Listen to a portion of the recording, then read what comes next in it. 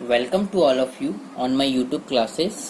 आज हम लोग फिनेंशियल मैनेजमेंट में कैपिटल स्ट्रक्चर का सेकेंड क्लास कर रहे हैं। जिन लोगों ने क्लास 1 नहीं किया है कैपिटल स्ट्रक्चर का, पहले वो क्लास कर ले, उसके बाद ये क्लास करेंगे तो उनके लिए ज़्यादा बेनिफिट रहेगा। सो आज हम लोग स्टार्ट करेंगे जहाँ से हम लोगों ने एंड किया था। हम लोगों ने लास्ट क्लास में ट्रेडिंग ऑन इक्विटी देख रहे थे, बट कुछ उससे पहले कुछ आपको सम्स दिया हुआ था। होमवर्क में आपको क्वेश्चन नंबर 3 दी हुई थी। क्वेश्चन नंबर 3 क्या है हम देख लेते हैं। आपको EBIT दी हुई है, earning before interest and tax 25,000 and their capital structure आपकी A, B एंड C तीन फॉर्म में उसकी कैपिटल स्ट्रक्चर आपको दी हुई है। Equity shares capital, preference shares capital 10% and 15% preference shares capital. Tax rate is 50%। आपको बताना है कौन सी कंपनी ज़्यादा प्रॉफिटेबल है। सो इसका हम लोग सॉल्यूशन देखते हैं। आप इसका सॉल्यूशन देख सकते हैं, ये है इसका सॉल्यूशन। EBIT 25,000 तीनों का फॉर्म की दी हुई है, A, B and C। Interest यहाँ पे इस क्वेश्चन में डिवेंचर्स या लोन नहीं है, इसलिए यहाँ पे किसी भी कंपनी को इंटरेस्ट देने की जरूरत नहीं है। सेम PBT आ गया, profit before tax. Applicable tax rate 50% है। देन हम लोगों ने 50% निकाल लिया, हमारा आ गई profit after tax. Profit after tax आने के बाद हमारी कंपनी फर्म A है, उसमें कोई भी प्रेफरेंस शेयर होल्डर्स नहीं है, इसलिए इसमें कोई डिविडेंड नहीं जाएगा। बट फर्म B है, फर्म B में हमारे पास 10% प्रेफरेंस शेयर होल्डर्स है, सो हम लोगों ने 10% निकाला 5,000। एंड फर्म C में 15% प्रेफरेंस शेयर्स है, जिसकी डिविडेंड आती है 7,500। ये 7,500 कहाँ से आया? 50,000 आपकी प्रेफरेंस शेयर्स कैपिटल है एंड उसकी 15% 7,500। सेम इसी तरह 50,000 इंटू 10% 5,000। ये आपकी आ गई profit available for equity share holders. ये आपकी आ गई है 12,500, 7,500 and 5,000। Number of equity shares यहाँ पे 10,000, 5,000, 5,000। EPS 1.25, 1.5 and 1। यहाँ पे आप देख सकते हैं फर्म B में EPS ज़्यादा है, देन नेक्स्ट है फर्म A में एंड नेक्स्ट है फर्म C में। ये हो गया EPS कैलकुलेशन। बट अगर हम ट्रेडिंग, ये यहाँ पर आपका ये क्वेश्चन कंप्लीट हो गया। आप यहाँ पे कमेंट कर सकते हैं कि कौन सी कंपनी ज़्यादा प्रॉफिटेबल है। तो जैसा कि हम लोग लास्ट क्लास में ट्रेडिंग ऑन इक्विटी समझ रहे थे, ट्रेडिंग ऑन इक्विटी होता क्या है? अगर मैं सिंपल लैंग्वेज में बताऊं, ट्रेडिंग ऑन इक्विटी का मतलब होता है अपने पैसे को यूज नहीं करना, जबकि किसी और के पैसे को लेकर कहीं और से फंड बोरो करके यूज कर लेना। जैसा कि मैंने आपको एग्जांपल बताया था, मिस्टर ए, इनकी खुद की ओन फंड है। ये क्या हो गई? ये हो गई इक्विटी कैपिटल। ये इस इक्विटी कैपिटल को तो यूज कर रहे हैं, जो कि 100 रुपीज थी, बट इन्होंने मिस्टर बी से 100 रुपीज और ले ली। ये खुद अपने घर से पैसा नहीं लगा रहे, जबकि मिस्टर बी से 100 रुपीज लेके उन पे 12% इंटरेस्ट उन्हें दे रहे हैं। मिस्टर ए क्या कर रहे हैं? खुद के पैसा नहीं लगाकर मिस्टर बी से और एडिशनल 100 रुपीज ले रहे हैं और उन्हें 12% पे ले चला रहे हैं, यानी 12% उस पर इंटरेस्ट दे रहे हैं। अब अगर सपोज मैं बोलूं रिटर्न ऑन इन्वेस्टमेंट, यानी मेरा मिस्टर ए का अगर रिटर्न ऑन इन्वेस्टमेंट 15% है, तो वो 12% पे पैसा ले सकते हैं। तो उनके लिए ये बेनिफिट ऑप्शन है, क्योंकि वो कमा रहे हैं 15% एंड खर्चा कर रहे हैं सिर्फ 12%। बट अगर इनका रिटर्न ऑन इन्वेस्टमेंट 12% से कम है, तो इस केस में मिस्टर ए के लिए ये ऑप्शन ट्रेडिंग ऑन इक्विटी करना सही नहीं होगा। इस चीज को हम लोग ज्यादा क्लियर समझ पाएंगे हम नेक्स्ट क्वेश्चन जब करेंगे। सो हम लोग नेक्स्ट क्वेश्चन पे आते हैं, जो कि है क्वेश्चन नंबर आपका 4। इस क्वेश्चन में क्या लिखा हुआ है? The expected EBIT of XYZ limited, a newly form company, is 60,000. The company has decided to finance its required capital by issuing 30,000 equity shares of rupees 10 each and 2,000 12.5% debentures of rupees 100 each. Is it possible for the company to get the benefit of trading on equity. So इस question में आपसे ये पूछा गया है कि क्या company trading on equity का बेनिफिट ले सकती है या नहीं। इस क्वेश्चन को हम सॉल्व करते हैं। Question number 4। इस क्वेश्चन में क्या दी हुई है, सबसे पहले हमें जो क्वेश्चन में इंफॉर्मेशन दी हुई है हम वो लिख लेते हैं। EBIT हमें 60,000 दी हुई है एंड कंपनी क्या करना चाहती है, कैपिटल, जो कि ये आप देख सकते हैं, company requires capital by issuing 30,000 equity shares of ₹10 each. यानी ये इक्विटी शेयर्स जो इशू करेगी 30,000 इक्विटी शेयर्स 10 रुपीज करके 3 lakhs and 2,000 debentures 12.5% debentures of ₹100 each. Debentures जो कि 12.5% है, ये 2,000 डिवेंचर्स ऑफ ₹100 ईच 2 lakhs। यानी कंपनी 5 लाख इसको कैपिटल की रिक्वायरमेंट है इस चीज को करने के लिए। सो हम लोग यहाँ पे आपको ये प्रूव करना है कि क्या कंपनी बेनिफिट ले सकती है ट्रेडिंग ऑन इक्विटी की या नहीं। अब देखिए कंपनी के पास 2 ऑप्शन है। एक पहला है ऑप्शन 1, आप फुल्ली इक्विटी यूज कीजिए जो कि पूरी की पूरी 5 लाख होगी। एंड ऑप्शन 2, आप जो हम लोग का एग्जिस्टिंग दिया हुआ है equity shares 3 lakhs and debentures 2 lakhs, दोनों केसेस में 5 lakhs ही आएगी total.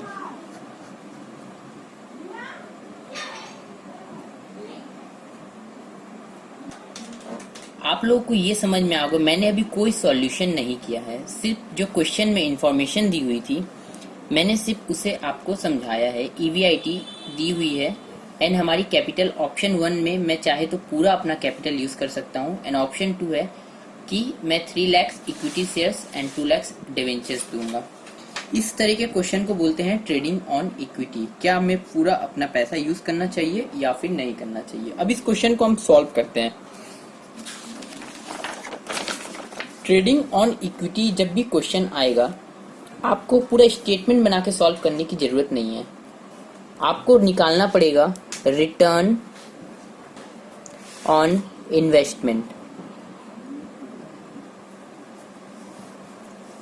Return on investment 2-3 type से निकलती है। सबसे पहले अगर क्वेश्चन में डिवेंचर्स दी हुई है, क्वेश्चन डिवेंचर्स कंपेयर करना बोल रहा है, तो यानी डिवेंचर होल्डर्स को हम क्या देते हैं, इंटरेस्ट।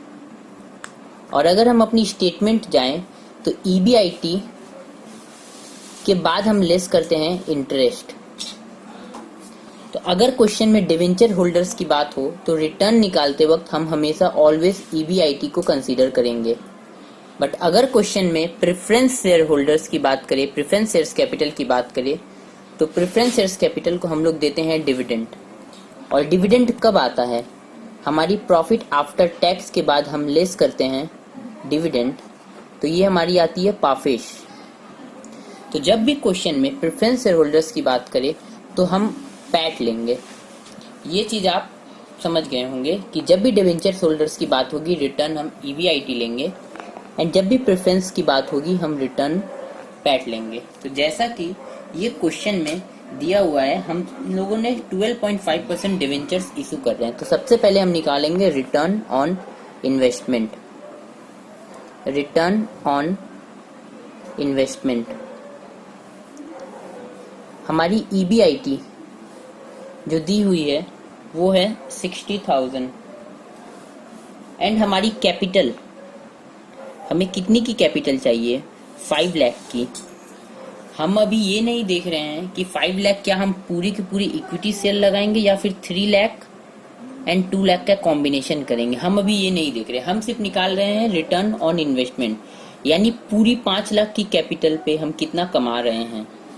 सो रिटर्न आ जाएगी 60,000 डिवाइड बाई 5 lakhs इंटू 100, ये आएगी 60,000 by 5 lakhs into 100, 12%, return on investment आ रही है 12%, और हम डिवेंचर होल्डर्स को कितने परसेंट इंटरेस्ट दे रहे हैं? 12.5%। जैसा कि आप लोगों को मैंने पहले बताया था, अगर हम इनकम कर रहे हैं 12% और एक्सपेंस करेंगे 12.5%, तो कंपनी को ये बेनिफिट नहीं लेना चाहिए, क्योंकि कंपनी यहाँ पे 0.5 की लॉस मेक करेगी। इसलिए इस क्वेश्चन में ट्रेडिंग ऑन इक्विटी करना हमारे लिए बेटर ऑप्शन नहीं है। हमें खुद का पैसा यूज करना पड़ेगा, न कि ट्रेडिंग ऑन इक्विटी। ये आप लोगों ने ये समझ गए होंगे, बट बहुत सारे लोग बोलते होंगे इससे प्रूफ कैसे करेंगे कि क्या हमारे लिए बेटर ऑप्शन है या नहीं है।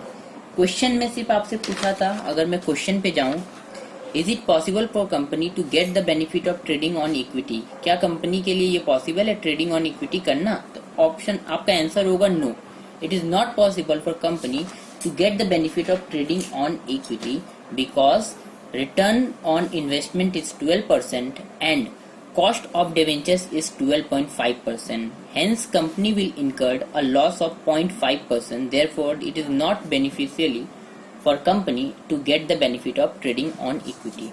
अगर इस चीज को हम प्रूव करना चाहे कि क्या हम लोगों ने जो आंसर बोला है वो सही है या नहीं है, तो अब हम लोग इसका प्रूफ देख रहे हैं। हमारे पास दो ऑप्शन है। ऑप्शन 1, पूरी की पूरी इक्विटी लगाएंगे, यानी खुद की पैसा यूज करेंगे, एंड ऑप्शन 2 जो कि इक्विटी प्लस डिवेंचर्स है। इक्विटी शेयर्स अगर मैं बोलूं, यहाँ पे 5 lakhs की है, यहाँ पे 3 lakhs की है। 12.5% डिवेंचर्स, यहाँ पे कुछ नहीं है, यहाँ पे 2 lakhs की है। ये हमारा कैपिटल स्ट्रक्चर बन गया 5 lakhs एंड 5 lakhs। अब मैं स्टेटमेंट ऑफ इनकम बनाता हूं।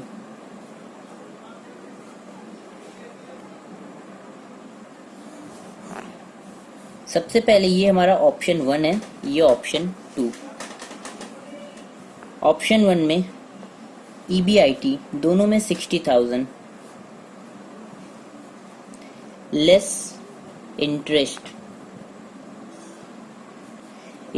इसमें हमें कुछ नहीं देना पड़ेगा क्योंकि यहाँ पे कोई डिवेंचर्स नहीं है। बट यहाँ पे 2 lakhs के हमारे पास डिवेंचर्स है, 12.5% इंटरेस्ट देना पड़ेगा। तो आपको 2 lakh की 12.5% 25,000, ये हमारी इंटरेस्ट आ गई। इससे निकलेगी profit before tax 60,000 and 35,000। Question में कुछ और टैक्स की इंफॉर्मेशन दी नहीं हुई है, यानी इसको मैं पैट बोल सकता हूँ, और कोई डिविडेंड भी नहीं है, यानी ये सेम पाफेस हो गया मेरा। और अगर मैं नंबर ऑफ इक्विटी शेयर्स लूं तो ये हो जाएगी 5 lakhs इक्विटी है, 10 rupees ईच, यानी 50,000, एंड ये 3 lakhs equity shares 10 rupees each, 30,000। अगर मैं अर्निंग पर शेयर्स निकालूं तो मेरी कितनी आएगी? 60,000 बाई 50,000, 1.20, 1 रुपये 20 पैसे, एंड यहाँ पे आएगी 1 रुपये 17 पैसे। सो आप लोग ये देख सकते हैं, अगर मैं खुद का पैसा लगाऊंगा तो मैं 1 रुपये 20 पैसे EPS कमाऊंगा, और अगर मैं खुद का पैसा नहीं लगाता, मैं कहीं और से फंड लेके यूज करता हूँ एंड 12.5% इंटरेस्ट देता हूँ, तो मैं 1 रुपये 17 पैसे EPS कमाऊंगा। सो इसलिए ये हम लोग का स्टेटमेंट हो गया, जिससे हम लोग डिटेल देखते हैं। बट क्वेश्चन में हमसे पूछा गया था कि क्या कंपनी को ट्रेडिंग ऑन इक्विटी करनी चाहिए, तो हमने जो ऑप्शन दिया है, हमने जो चूज किया कि नहीं, कंपनी को नहीं करनी चाहिए, उसका ये रहा प्रूफ। अगर कंपनी ट्रेडिंग ऑन इक्विटी करेगी तो EPS 1.20 से गिर के 1.17 हो जाएगी। आप लोग को ये क्लियर हो चुका होगा। अगर क्वेश्चन में प्रूफ करने के लिए बोलता है तभी आप लोग इस स्टेटमेंट को बनाएंगे, अदरवाइज एग्जाम में अपना टाइम वेस्ट नहीं करेंगे इस स्टेटमेंट को बनाने के लिए। अब हम लोग आते हैं लास्ट क्लास में। हम लोगों ने क्वेश्चन नंबर 2 किया था एंड 3 किया था। 3 होमवर्क में था, बट हम लोगों ने क्वेश्चन नंबर 2 किया था। मैंने आप लोगों से यहाँ पे कुछ स्पेस छुड़वाया था। ये इसलिए था ताकि आपको ट्रेडिंग ऑन इक्विटी का कॉन्सेप्ट समझ में आ सके। अगर इस क्वेश्चन में मैं वापस पे जाऊं, हमारे पास 3 फर्म थी, firm A, firm B and firm C. Firm A में हमारे पास कोई डिवेंचर्स नहीं थी, जबकि फर्म बी में कुछ डिवेंचर्स हैं एंड फर्म सी में कुछ डिवेंचर्स हैं। आप लोग क्वेश्चन यहाँ पे एक बार और रिफर कर सकते हैं। हमारी फर्म ए में कोई डिवेंचर्स नहीं थी, फर्म बी में 10% डिवेंचर्स एंड फर्म सी में 20% डिवेंचर्स थी। अगर इस क्वेश्चन को मैं ईपीएस स्टेटमेंट से नहीं कंपेयर करके, जैसे कि आपको पता है ये फर्स्ट ऑप्शन था, second option and third option, अगर मैं यहाँ पे रिटर्न ऑन इन्वेस्टमेंट निकालूं, रिटर्न ऑन इन्वेस्टमेंट, तो मैंने जैसे बताया हमारी क्वेश्चन में डिवेंचर्स दी हुई है, तो हमें क्या लेना होगा, ईबीआईटी लेना होगा। तो हमारी ईबीआईटी है 50,000, ये रही, डिवाइड बाई हमारी कैपिटल कितनी है इस क्वेश्चन में। क्वेश्चन में हमारी कैपिटल है 4 लाख, ए में भी 4 लाख, बी एंड सी सबकी 4 लाख कैपिटल है। हमारी कैपिटल हो गई 4 लाख। सो हमारी इस पे कितनी परसेंट रिटर्न आ रही है, 50,000 बाई 4 लाख इंटू 100, रिटर्न आ रही है 12.5%। जैसा कि आप देख रहे हैं 12.5%। अगर मैं फर्म बी के ऑप्शन पे जाऊं, 10% डिवेंचर्स इशू कर रहे हैं, हम लोग की इनकम हो रही है 12.5% और हम एक्सपेंस कर रहे हैं 10%। सो ये हमारी यहाँ पे ट्रेडिंग ऑन इक्विटी बेनिफिट रहेगी। हमें यहाँ पे चाहिए कि हमें खुद का पैसा नहीं लगा के डिवेंचर होल्डर से पैसा ले लेना चाहिए, इसलिए हमारी फर्म की जो ईपीएस है वो ज़्यादा आई है। यहाँ पे 0.625 आया है, यहाँ पे 0.70 है। बट अगर हम फर्म सी पे जाएं तो हमारी 20% डिवेंचर से हम कमा रहे हैं 12.5% एंड हम एक्सपेंसेस करेंगे 20%। सो हमारी यहाँ पे ट्रेडिंग ऑन इक्विटी बेनिफिशियरी नहीं रहेगी, इसलिए आप देख रहे हैं हमारी फर्म सी की ईपीएस बहुत डाउन हो चुकी है, 0.40 आ चुकी है। होप आप लोग को ये क्लियर हो चुका होगा। एक एग्जाम्पल हम लोग और, एग्जाम्पल नहीं, क्वेश्चन नंबर 3 हम लोग और लेते हैं। मैंने आपको क्वेश्चन नंबर 3 करवाया था, यहाँ पे कहीं पे भी डिवेंचर्स होल्डर्स की बात नहीं की हुई है। यहाँ पे है preference shares capital. Preference share holders को हम देते हैं डिविडेंड। सो जब भी हम डिविडेंड देते हैं, हम रिटर्न ऑन इन्वेस्टमेंट निकालेंगे ऑलवेज पैट पे, प्रॉफिट आफ्टर टैक्स पे। ये हमारी क्वेश्चन की हुई है। अगर हम रिटर्न ऑन इन्वेस्टमेंट निकालेंगे, ये आएगी 12,500 एंड हमारी कैपिटल है 1 लाख, 1 लाख टू 100, ये आएगी 12.5%। यहाँ पे हमारी रिटर्न ऑन इन्वेस्टमेंट है 12.5%। अगर हम फर्म बी में जाते हैं 10% हमें देना पड़ेगा डिविडेंड, तो ये हमारे लिए बेनिफिशियरी है, इसलिए आप देख सकते हैं 1.5 ये ज़्यादा ईपीएस आई हुई है। बट हमारी 12.5% हम कमा रहे हैं एंड 15% प्रेफरेंस डिविडेंड देंगे, ये हमारे लिए लॉस है, इसलिए यहाँ पे ये कम आ चुकी है। आप चेक कर सकते हैं 1.25 से ये 1 हो चुकी है, और जबकि ये 1.25 से 1.50 हो चुकी है। सो ट्रेडिंग ऑन इक्विटी क्या होता है, होप आप लोग को ये क्लियर हो चुका होगा। आप लोग इससे रिलेटेड कुछ और क्वेश्चन है, आप लोग उसे ट्राई कर सकते हैं, जो मेरे हैंडबुक में दी हुई है, आप लोग को जो डिस्क्रिप्शन बॉक्स में लिंक मिला है। अब हम लोग आगे नया कॉन्सेप्ट देखते हैं। हम अब देखेंगे कॉस्ट ऑफ कैपिटल कैलकुलेट करना। कॉस्ट ऑफ कैपिटल, बहुत बार क्वेश्चन में अगर मैं एग्जाम्पल दूं, ये एक छोटा सा कॉन्सेप्ट है, मैं अगर एग्जाम्पल दूं, क्वेश्चन में बहुत बार आपको दी हुई रहती है इक्विटी शेयर्स कैपिटल। मैं इसका लेता हूं 2 लाख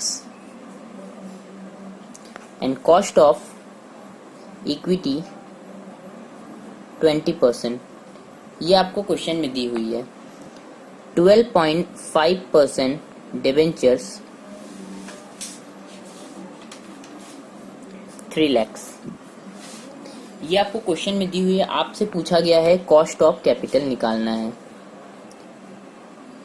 कॉस्ट ऑफ कैपिटल का मतलब क्या होता है, कैपिटल का मतलब होता है हमारी ओवरऑल कैपिटल, यानी 2 लाख प्लस 3 लाख। हमारी कैपिटल है 5 लाख, हमें 5 लाख की वैल्यू निकालनी है। बट हमें यहाँ पे ये पता है कि 2 लाख की कॉस्ट है 20% एंड 3 लाख की कॉस्ट है 12.5%। अगर हमें पूछे कॉस्ट ऑफ कैपिटल निकालना है, यानी इन सबको कंबाइन करके ओवरऑल कॉस्ट ऑफ कैपिटल, तो इसे हम कैसे निकालेंगे? सबसे पहले particulars amount rupees rate and cost. यहाँ पे हमें इक्विटी शेयर्स कैपिटल दी हुई है।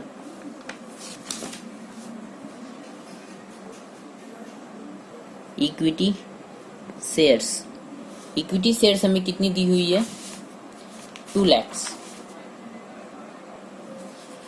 इक्विटी शेयर्स दी हुई है आपको 2 लाख एंड रेट 20%।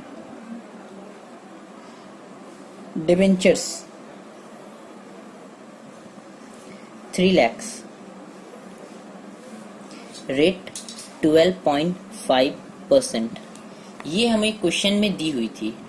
हमें निकालना क्या है? हमें पहले कॉस्ट निकालना है। आपको 2 लाख का 20% निकालिए, कितनी आ रही है कॉस्ट?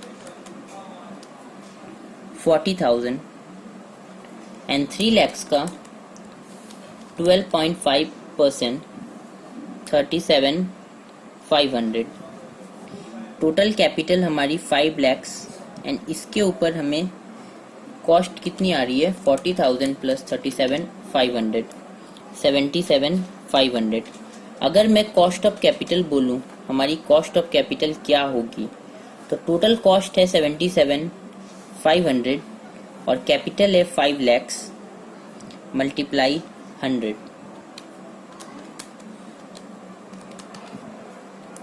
15.5%। ये हमारी कॉस्ट ऑफ कैपिटल हो गई।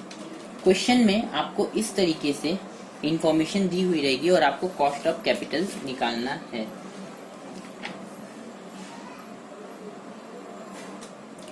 होप आप लोग को ये कॉन्सेप्ट समझ में आ गया होगा। अब हम लोग नेक्स्ट कॉन्सेप्ट पे जा रहे हैं, जिसे हम बोलते हैं net income approach. Net income approach ये क्या होता है? इसमें हमें हमारी वैल्यू ऑफ फर्म निकालनी होती है। अभी तक आप लोगों ने सीखा, हम लोग डिवेंचर्स का कॉस्ट है वो निकालते थे, हमारी ओवरऑल कॉस्ट ऑफ कैपिटल क्या है हम वो निकालते थे। बट अगर हमसे पूछा जाए, अगर हमें इंफॉर्मेशन दी हुई है हमारी फर्म ए के बारे में और हमसे पूछा जाए इस फर्म की वैल्यू क्या होगी, इस फर्म की वैल्यू, इसकी कैपिटल की कॉस्ट नहीं पूछ रहा है, इस फर्म की वैल्यू, अगर आज के दिन मैं इस फर्म को मार्केट में बेच दूं तो मुझे कितने पैसे मिलेंगे, इस चीज को बोलते हैं वैल्यू ऑफ द फर्म।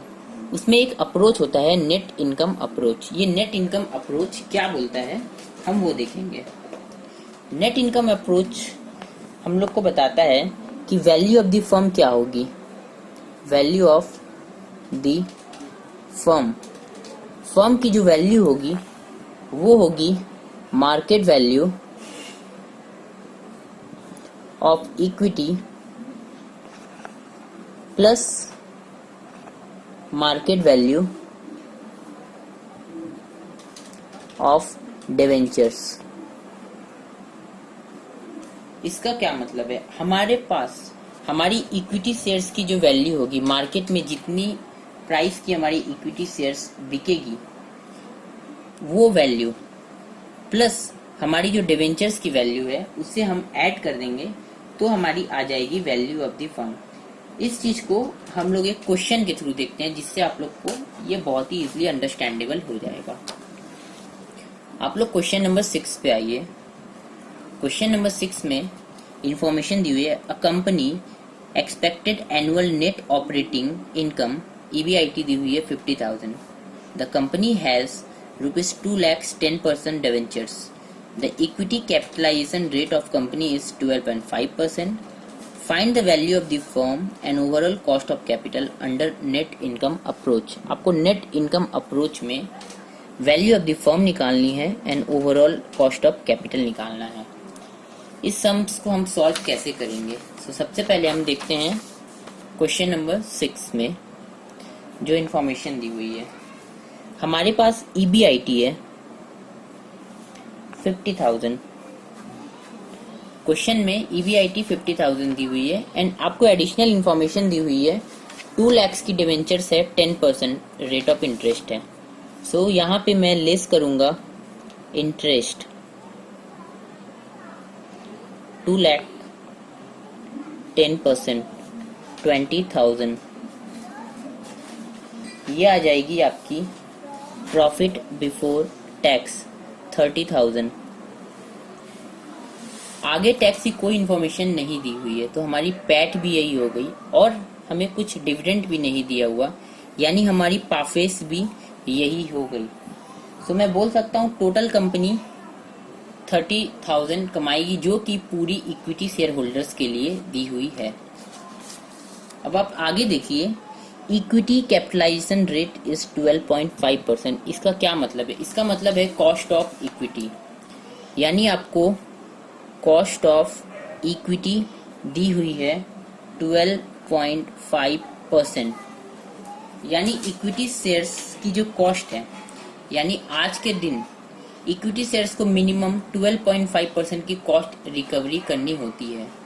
अगर मैं 100 रुपीज लगाऊंगा, सपोज फर्म ए है, इसमें बहुत सारे इक्विटी शेयर होल्डर्स हैं, ये अगर 100 रुपीज दे रहे हैं तो इनका मिनिमम रिक्वायरमेंट है कि 12.5% इनको चाहिए। नहीं लगाएंगे, हमारी कंपनी के equity share holders equity share नहीं परचेस करेंगे। इसका मतलब ये होता है कि इक्विटी शेयर होल्डर्स को मिनिमम 12.5% चाहिए। अगर इक्विटी शेयर होल्डर्स को मिनिमम 12.5% चाहिए और मैं अज्यूम कर, जो हमारा आंसर आया है 30,000, ये मैं मानता हूँ ये 12.5% के इक्विवेलेंट है। हमें यहाँ पे निकालनी होगी इक्विटी। जैसा कि वैल्यू ऑफ द फर्म है, market value of the equity हमें चाहिए। Market value of the equity कैसे निकलेगी? आपकी जो पाफेस है, पाफेस divide by cost of equity, ये आ जाएगी आपकी market value of the equity. क्योंकि 30,000 हमारी प्रॉफिट है एंड 12.5%, आपका यहाँ पे आंसर आ जाएगा 30,000 बाई 12.5%, 2,40,000। ये हो गई मार्केट वैल्यू ऑफ इक्विटी।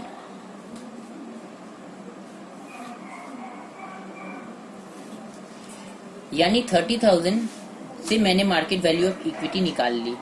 अब हमें इसमें ऐड करना होगा market value of debentures. Question में आप देखिए, हमारे पास डिवेंचर्स की कोई मार्केट वैल्यू नहीं दी हुई है, बट कंपनी की डिवेंचर्स की वैल्यू 2 लाख रुपए दी हुई है। हम अगर क्वेश्चन में मार्केट वैल्यू ऑफ डिवेंचर्स नहीं दी हुई है, तो जो बुक वैल्यू या जो इन्फॉर्मेशन दी हुई है उसी को हम मार्केट वैल्यू समझते हैं। तो हमारी मार्केट वैल्यू ऑफ डिवेंचर्स हो गई 2 लाख। टोटल हमारी वैल्यू ऑफ द फर्म हो गई 4,40,000। ये निकली वैल्यू ऑफ द फर्म। आप इसको वापस से एक बार समझ लीजिए। अगर क्वेश्चन में हमें वैल्यू ऑफ द फर्म निकालनी है तो हमें market value of equity plus market value of debentures, ये दो को हमें ऐड करना होगा। हमारे पास EBIT दी हुई है, हमने इंटरेस्ट लेस कर दिया, हमारे पास आ गई PBT। यही हमारी जो मनी है वो शेयर होल्डर्स के लिए अवेलेबल है। इक्विटी कैपिटलाइजेशन रेट 12.5% दी हुई है, हम लोगों ने इसे निकाल लिया पाफेस divided by equity, cost of equity, जो आ गई मार्केट वैल्यू ऑफ इक्विटी। उसमें से हम लोगों ने मार्केट वैल्यू ऑफ डेब्ट निकाल लिया, हमारी वैल्यू ऑफ द फर्म आ गई 4,40,000। क्वेश्चन में हमसे पूछा गया था वैल्यू ऑफ द फर्म, हमने ये निकाल लिया। एंड दूसरा है overall cost of capital. Overall cost of capital क्या होता है, अभी मैंने आप लोग को समझाया। पिछला एग्जाम्पल जो मैंने दिया था ये रहा overall cost of capital. Same इसी तरह आपको इसे सॉल्व करना है। ओवरऑल कॉस्ट ऑफ कैपिटल क्या होगा? अगर मैं यहाँ पे निकालूं cost of capital,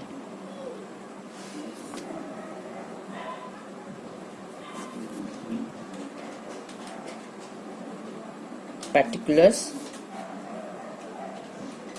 amount rate and cost। हमारे पास सबसे पहले है इक्विटी जो 2,40,000, हम लोगों ने वैल्यू ऑफ इक्विटी निकाली थी 2,40,000। डिबेंचर्स 2 लाख की।